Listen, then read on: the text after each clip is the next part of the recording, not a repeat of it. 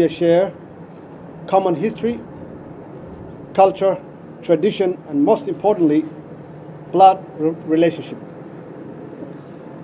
Your visit today deepens our already strong political and social relationships, and I'm committed to take our relations to the next level. Your Excellency, nothing can divide our two brotherly nations. It's our obligation to ensure peace and prosperity of our two great nations through economic integration in order to lead our people to a prosperous future. Please allow me to pay a tribute to the tremendous sacrifices made your military servicemen who serve in AMISOM in the fight against terrorist organizations who pose an existential threat not only to Somalia but also to the region. My government is spearheading progressive reform in the security, economic and social sector, which will reinvent the fortunes of our country. Despite the challenges, my government is determined to fully utilize every tangible opportunity to continue to take Somalia forward. There will be no delay. There will be no disruption. Our fate is intricately linked.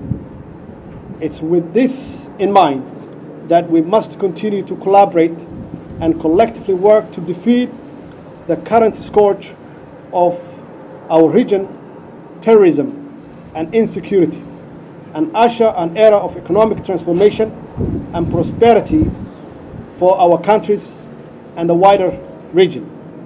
Your Excellency, as we discussed today, my government is committed to develop strong economic cooperation between our two nations. Thus, I call on the implementation of full economic integration between the two countries to create economic growth, promote investment through development and of the infrastructure, including transportation system, highway, energy and trade, among other areas. Your Excellency, there is no country better positioned than Ethiopia to benefit from peaceful and stable Somalia. Ethiopia has an advantage not only in terms of shared land border, but also because of favorable land list, including ethnicity, culture, social, economic, security, and political relationships we developed together over the years. There is a need for a visionary leadership in our two countries to harness such strong bonds that already exist for the interest of the people of our two countries. Finally, I would like to welcome you to the fold as the youngest leader of our region.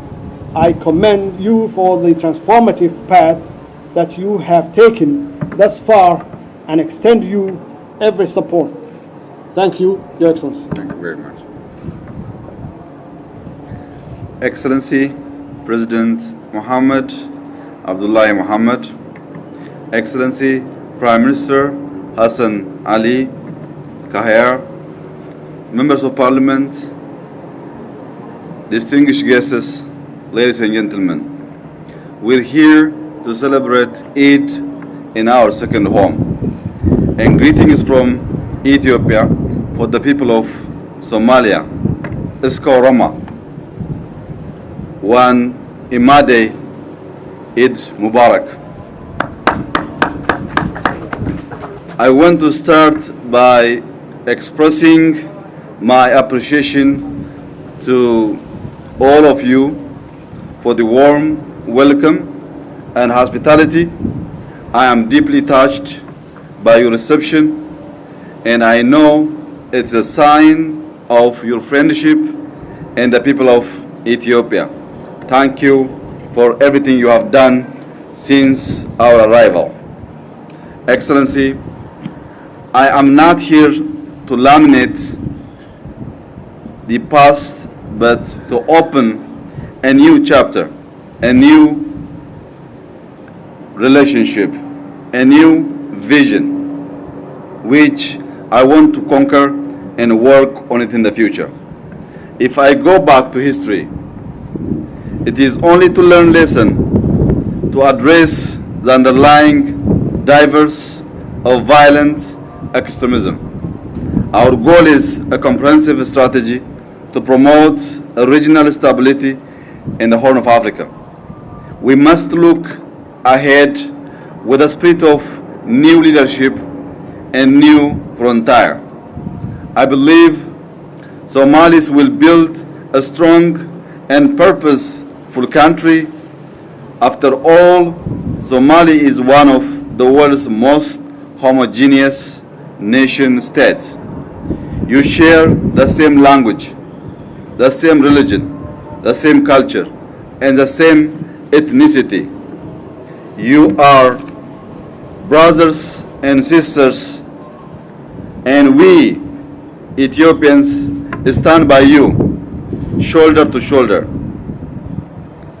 The new frontier for our region, I believe, should be closer and full regional integration, where minds are open to ideas and markets are open to trade.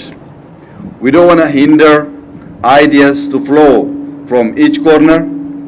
We don't want to hinder markets to flow from each corner, which help us for both nations and both people. It's a vision of a common trade area where people, ideas, goods and products move freely across borders. It is a future where we work to enlarge opportunities for our people and work for economic security that give our children and grandchildren great hope. It is a future where we abolish trade barriers.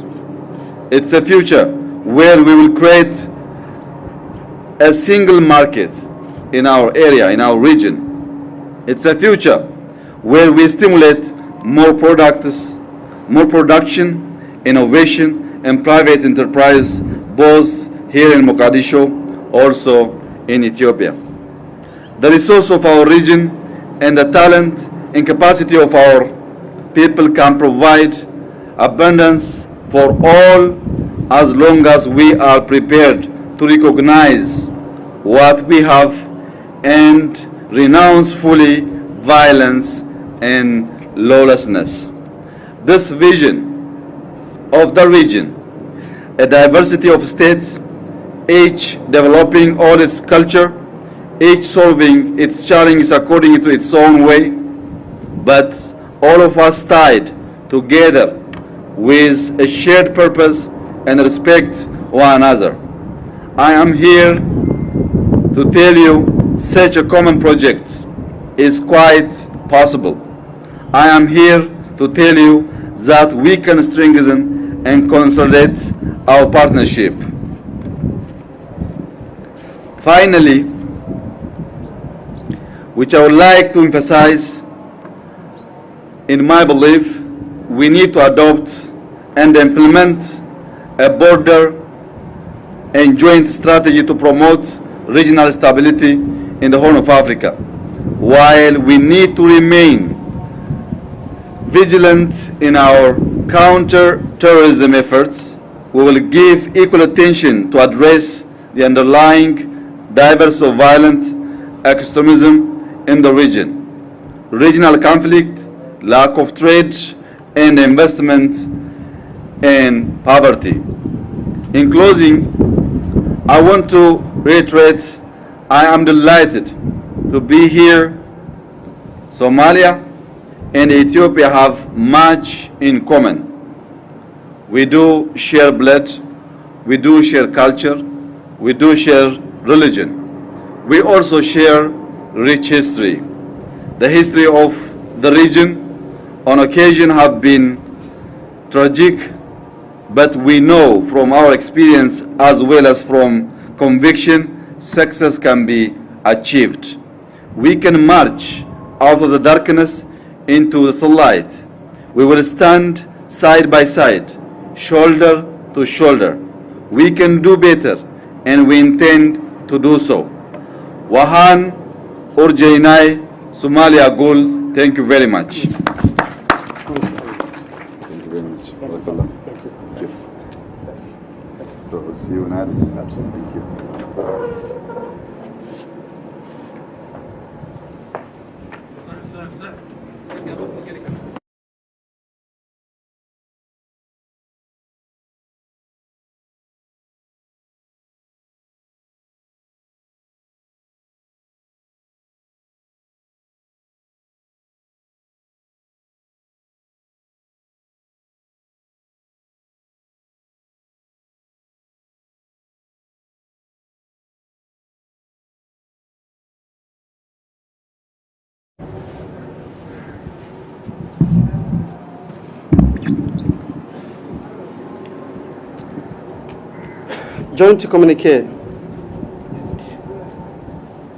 Joint communique issued after bilateral talks between His Excellency Muhammad Abdullahi Muhammad Farmaajo, President of Federal Republic of Somalia, and His Excellency Dr. Abiy Ahmed Ali, Prime Minister of Federal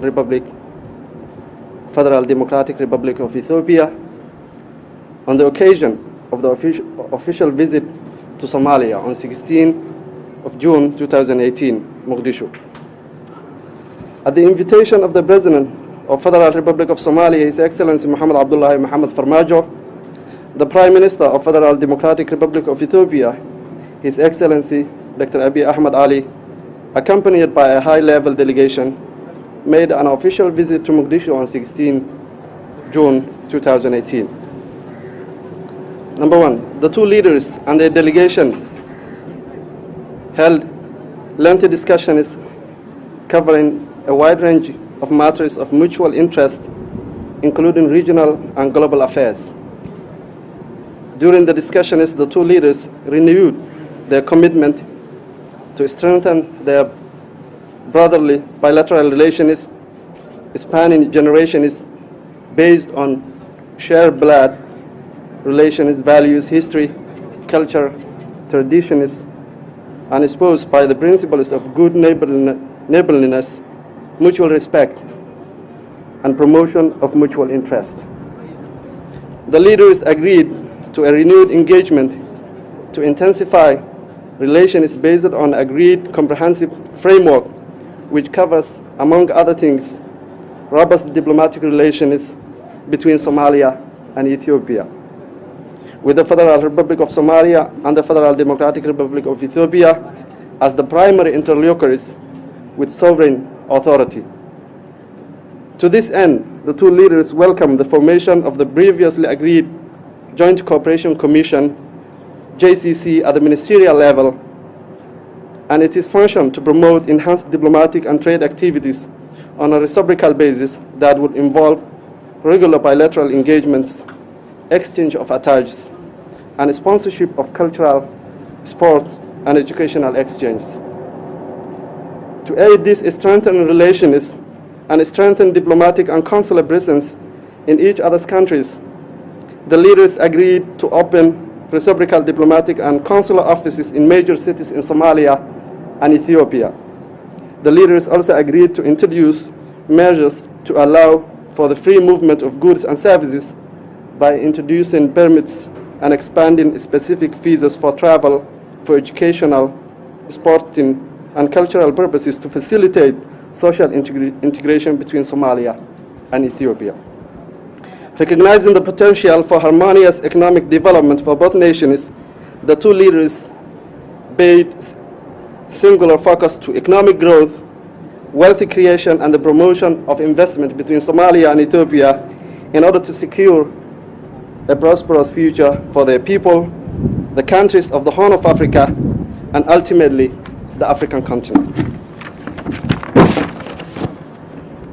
In this respect, the two leaders agreed to enhance economic integration of the two nations while reaffirming the importance of economic security and development through utilization of the human and natural resources of the two nations as the most effective means of tackling the current security challenges. The leaders therefore agreed to remove all trade and economic barriers and deepen and widen economic linkages by, first and foremost, and the development of critical infrastructure, in particular development of ports and key highways linking the two nations. The leaders further agreed to invest in logistics and service provision, especially to leading ports in the continent that can serve both the Indian Ocean and the Red Sea. In an effort to attract and retain foreign investment to the two countries and the Horn of Africa region, the leaders agreed on the joint investment of 4 key seaports between two countries and the construction of the main road networks and arteries that would link Somalia to mainland Ethiopia. The leaders agreed to constitute a designated joint technical team that would immediately embark on key task of outlining this substantial undertaking to fully take advantage of the larger market with more opportunities and greater economics of scale for business. The leaders agreed to encourage and incentivize investments, particularly through the private sector in both countries, in order to create jobs and facilitate full economic integration between the two countries. The two leaders recognized that peace and stability were a prerequisite for the development and prosperity of both countries, and therefore emphasized the importance of the continued active cooperation between Somalia and Ethiopia to effectively counter terrorism and deal with cross-border security challenges. The leaders both condemned terrorism in all its forms and manifestations and underscored the need to actively collaborate. The federal government of Somalia paid tribute to the bravery and sacrifices of AMISOM and recognized the prominent role of the Ethiopian National Defense Forces in this regard, while recognizing the continued commitment by the troop contributing countries to Somalia. Both leaders reaffirmed AMISOM's critical role to Somalia's progress and the country moved into the next chapter of security ownership across the country. While appreciating AMISOM's role in the peace and state-building efforts of Somalia, the leaders expressly stated the need to zealously guard against any risks, both internal and external, to the reversal of the gains achieved in Somalia. Both leaders called upon friendly countries to contribute positively to Somalia's peace and state-building efforts. The two leaders unequivocally stated their mutual respect for the sovereignty, territorial integrity, political independence, and the unity of both nations, and called upon all Somali actors to relentlessly work towards the unity and cohesiveness of Somalia. On international matters, the two leaders called for an effective multilateral system with a reform and a stronger United Nations. They also agreed to advocate African problems for African solutions alongside the African Union and to foster joint positions on international matters of mutual concern. The Prime Minister of the Federal Republic of Ethiopia paid tribute to the Somalia's leadership for their commitment, determination, and courage in overcoming challenges and making considerable progress in implementing a robust reform agenda and moving Somalia firmly towards the path of sustainable peace and development. President Muhammad Farmaajo, while welcoming Prime Minister Abiy Ahmed on his recent election as Prime Minister of Federal Democratic Republic of Ethiopia, President Farmaajo commended him for his reform agenda and his vision that is set to positively impact the outlook for this nation and that of the Horn of Africa region as well. President Muhammad Farmaajo, on behalf of the government and the people of Somalia, expressed the unreserved appreciation to his brother, Dr. Abiy Ahmed Ali, who is on his part thanked the President of Federal Republic of Somalia and the people of Somalia for the warm, gracious hospitality accorded to him and the members of the delegation during their visit in Somalia. Mogadishu, 16 June 2018. Thank you.